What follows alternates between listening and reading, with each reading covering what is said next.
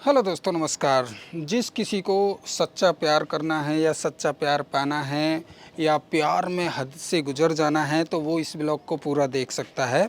सच्चे प्यार पे आपने बहुत सारी स्टोरी, बहुत सारी कहानियाँ देख रखी होंगी, जैसे लैला मजनू की है या हीरे रांझे की है, या आजकल की बात करें तो ऐसी बहुत सारी न्यूज़ें हमें देखने को मिलती हैं जहाँ पे 40 साल की औरत 20 साल के लड़के के साथ भाग जाती है, या कोई लड़की पाकिस्तान से हिंदुस्तान आ जाती है, या कोई लड़का हिंदुस्तान से विदेश चला जाता है, या 15 साल की लड़की को 40 साल के लड़के से प्यार हो जाता है। तो ऐसे बहुत सारी प्यारी स्टोरी आपने सुनी होंगी, लेकिन ऐसा हर एक इंसान कर सकता है। सच्चे प्यार में किसी को पढ़ना है तो उसका एक ही रूल है, और ये इस नाम में ही छुपा हुआ है, सच्चा प्यार। यानी कि सच बोलना। दोनों साइड से जब दो लोग सच बोलते हैं एक दूसरे से तो वो सच्चा प्यार होता है, उसको कोई नहीं तोड़ सकता। जब दो लोग सच बोलते हैं आमने सामने से तो उसमें कास्ट, धर्म, जाति, सिटी, कंट्री ये सब मायने नहीं रखते हैं। काला गोरा, लंगड़ा लूला ये भी सब मायने नहीं रखते हैं। ट्रस्ट एक दूसरे पे इतना बन जाता है कि उसको कोई भी नहीं तोड़ सकता है। लेकिन फिर भी कई बार ऐसा देखा गया है कि दो लोग सच्चा प्यार करते हैं एक दूसरे से, मतलब हर कीमत पर वो शादी करना चाहते हैं, चाहे अरेंज मैरिज या कोर्ट मैरिज या मंदिर में या भाग के जैसे भी। लेकिन उनकी फैमिली स्ट्रॉन्ग होती है तो केस वेस हो जाते हैं, और फिर काफ़ी मतलब जो लव होता है वो किसी ना किसी एंगल में अलग दिशा में निकल जाता है। चलो, ये तो एक फैमिली वाला मैटर हो गया। दूसरा, सच्चा प्यार जो है सच से आधारित होता है। लेकिन आजकल जो ना कुछ ऐसे फैक्ट मुझे देखने को मिल रहे हैं जो नहीं मिलने चाहिए। तो देखो, हमारे इंडिया में सबसे ज़्यादा अरेंज मैरिज शादी होती हैं। यानी कि एक मैट्रिमनी.com के द्वारा एक रिसर्च की गई थी, तो जिसमें पाया गया कि आज भी हमारे हिंदुस्तान में 90% शादियां अरेंज मैरिज होती हैं। लेकिन अरेंज मैरिज शादियां जितनी होती हैं उनकी शुरुआत ही, उनकी नींव ही झूठ के बल पे रखी जाती है। अब झूठ पे उनकी नींव कैसे रखी जाती है, क्या बोल के रखी जाती है? बोलते हैं अजी शादी में तो आटे में जितना नमक झूठ तो चलता ही है। तो ये आटे में जो नमक झूठ में जो चल रहा है ना, ये एक्चुअली पूरी ज़िंदगी जहर का काम करता है।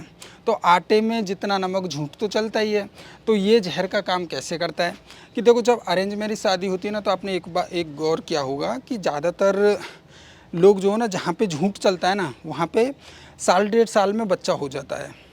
क्योंकि किसी का झूठ पकड़ने के लिए टाइम तो चाहिए, तो साल 6 महीने लग जाते हैं किसी का झूठ सामने आने में। और जब सामने झूठ आता है तो फिर बच्चा हो चुका होता है। तब दो लोग ना चाह के भी कुछ कर नहीं सकते, क्योंकि अब उनको पूरी ज़िंदगी एक बच्चे की खातिर गुजारनी पड़ती है। यानी कि उनके साथ धोखा हो चुका होता है। तो मैं चाहूँगा कि हमेशा, चाहे आप अरेंज मैरिज करो, लव मैरिज करो, जैसे चाहो वैसे करो, लेकिन झूठ नहीं होना चाहिए किसी भी रिश्ते में। जब झूठ होता है और झूठ पकड़ में आता है तो बहुत ही दर्द होता है। सबसे ज़्यादा दर्द झूठ में ही होता है, और झूठ को ही धोखा बोलते हैं कि तुमने मुझे धोखा दिया है। तो इसलिए हमेशा सच बोलो। अच्छा, इसमें एक चीज़ और मैंने नोटिस करी है कि ये जो आटे में नमक झूठ जो चलता है, इसको लोग बड़े नॉर्मल तरीके से लेते हैं। मतलब 4 आदमी में बोलते हैं और उनका झूठ पकड़ा भी जाता है तो बोल देते हैं, अरे भैया शादी ब्याह में आटे में नमक झूठ तो उतना चलता ही चलता है। अरे भाई, क्यों चलता है? तुम तो झूठ बोल के निकल गए। मैं बिचौलिया की बात कर रहा हूँ। तुम तो झूठ बोल के निकल गए, इधर झूठ बोला थोड़ा सा दूसरी पार्टी से झूठ बोला, लेकिन ज़िंदगी तो काटनी उन दोनों पार्टियों को है ना। तो यहाँ पे ये मिस्टेकें होती हैं। अब देखो कैसे कैसे झूठ सामने आते हैं। एक लड़का जो ऑलरेडी 2 बार शादी कर चुका है, दोनों बार डिवोर्स दे चुका है, लेकिन तीसरी शादी में उस डिवोर्स का कोई झंझट, कोई रूल नहीं बताया गया। शादी हो गई, लड़की को 6 महीने बाद जाके पता चला कि मेरा पति पहले से शादीशुदा है, और वो भी एक बार नहीं, 2-2 बार। लेकिन जब तक उसका कुछ सोच पाए तो अब घर वालों ने उसका शोषण करना स्टार्ट कर दिया। बोले कि नहीं यार, ऐसा घर की इज्जत है, ये अब सही नहीं लगता है, अब तुम्हारी शादी अब जैसा भी है इसी के साथ तुम्हें अपना पूरा जीवन बिताना है। अब बताओ, ज़बरदस्ती जीवन काट लो। ऐसे ही लड़का लड़की का होता है, लड़की पहले घर से भाग चुकी है, या मतलब 2-3 ऐसे कांड कर चुकी है, पूरे मोहल्ले को उसकी स्टोरी पता है, लेकिन वो चीज़ें शादी के टाइम नहीं बताई जाती हैं। बाद में दूल्हे को पता चलता है साल भर बाद कि भैया तुम्हारी बीवी तो ऐसी थी, जवानी में ऐसे ऐसे गुल खिलाए उसने। तो वो पछता रहा होता है कि यार मेरे को ये बात छिपाई गई है, मैंने तो पूछा था फिर भी उसने नहीं बताई है। कई लोग पढ़ाई को लेके झूठ बोलते हैं, होते 8वीं 9वीं पढ़े लिखे हैं, बोलते हैं मैं एमए पढ़ा लिखा हूँ, कि मैंने इंटर कर रखी है। फिर उनको शादी के बाद पता चलता है कि अरे यार भैया मेरा पति तो अनपढ़ निकला, इसने तो शादी के टाइम पे इतना पढ़ा लिखा बताया था।